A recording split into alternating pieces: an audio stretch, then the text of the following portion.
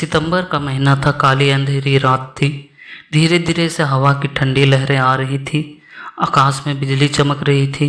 महेंद्र चाचा अपने घर से दूर अपने खेतों में खाट में सोए हुए थे। उनका खेत गांव के तालाब के पास था। बारिश के कारण पूरा तालाब भर गया था और खेत में घास भी ज़्यादा हो गई थी।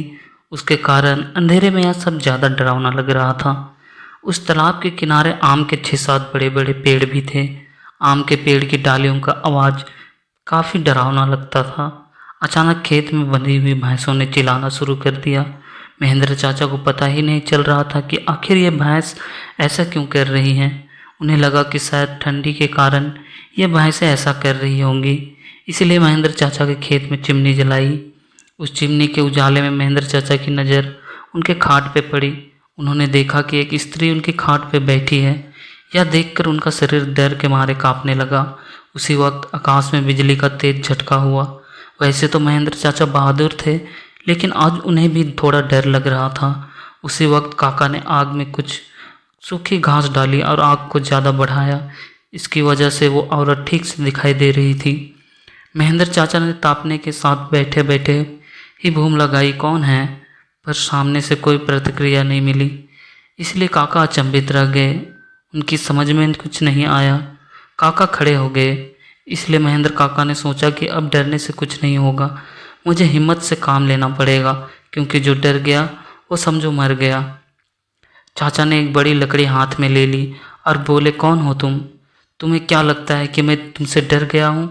लेकिन सच तो यही था कि चाचा अंदर से पूरी तरह से डर के मारे कांपने लगे थे।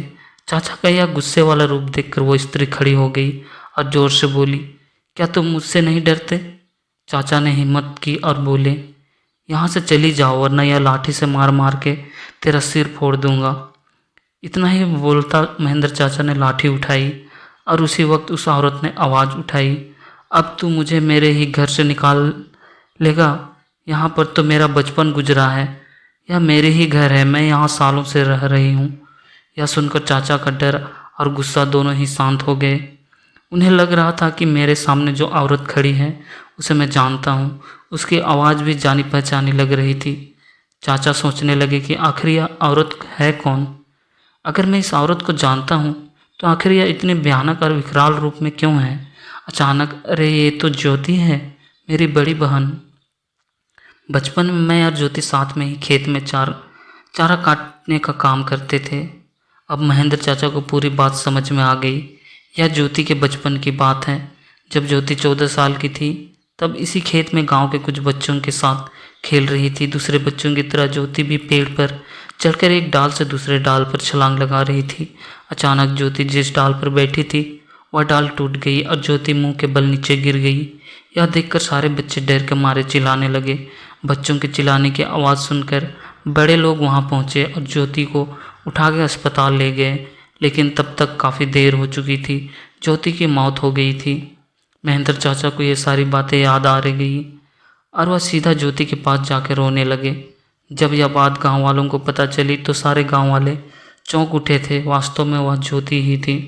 गांव के एक बड़े बुजुर्ग ने कहा कि जब ज्योति मौत की हुई थी तब वो एक बच्ची थी, इसीलिए उसे बालक समझ के उसे दफनाया गया था, लेकिन वास्तव में उसका अंतिम संस्कार करने की ज़रूरत थी।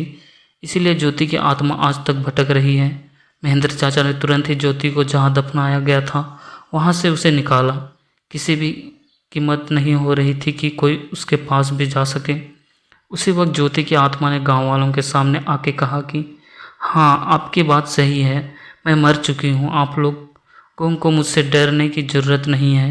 मैं अभी भी इसी गांव की बेटी हूँ, लेकिन आज दिन तक भटकती रही हूँ। मुझे मुक्ति दीजिए। बाद में महेंद्र चाचा ने ज्योति के शव का अग्नि संस्कार किया और उसकी आत्मा को शांति दिलाई।